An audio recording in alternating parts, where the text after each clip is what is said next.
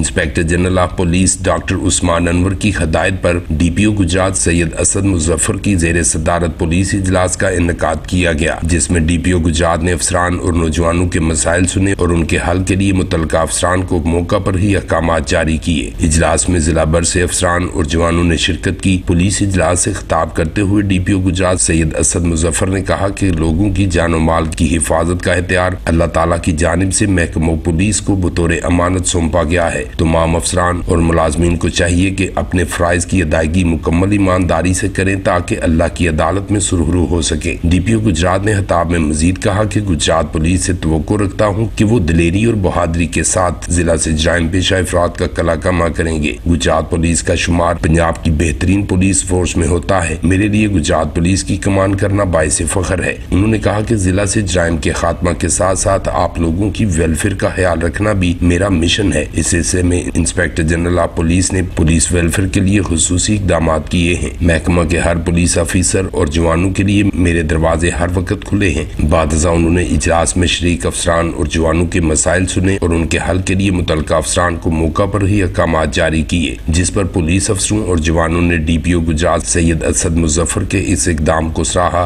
और उनका शुक्रिया अदा किया। प्रिंस शाहिद भुट्टा, BB1 न्यूज़, जलालपुर जट्टा।